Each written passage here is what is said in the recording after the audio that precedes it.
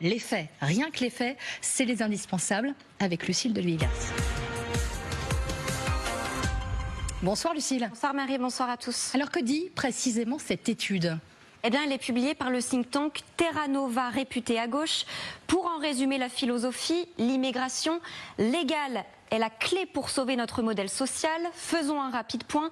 Le nombre de personnes sans activité, les retraités, les étudiants, les chômeurs grimpent plus vite que le nombre d'actifs.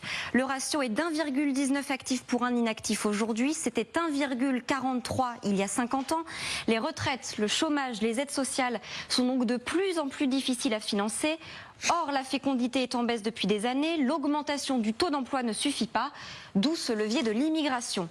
Précisons les choses, il ne s'agit pas d'augmenter le nombre d'arrivées légales, mais de les maintenir. D'après leurs calculs, il faudrait accueillir jusqu'à 300 000 immigrés d'ici 5 ans, 1 550 000 personnes au total pour pérenniser notre modèle.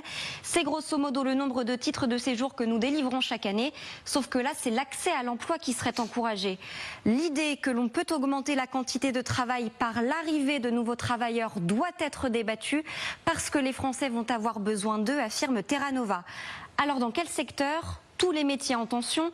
Selon leurs calculs, il manquera d'ici quelques années 300 000 agents d'entretien, 200 000 aides à domicile, 200 000 chauffeurs ou encore 100 000 aides-soignants. Mais Lucie, ça n'est pourtant déjà pas le cas. L'immigration légale ne permet pas de compenser le manque de main-d'œuvre ?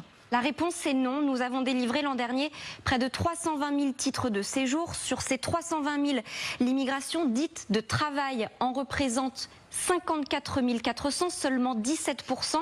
En parallèle, on le sait peu, mais le taux de chômage pour les personnes immigrées est presque 2 fois plus important que pour les nationaux, quasiment 12% contre 6%. Mais c'est vrai que dans certains secteurs, les immigrés occupent des postes dont personne ne veut, entre guillemets.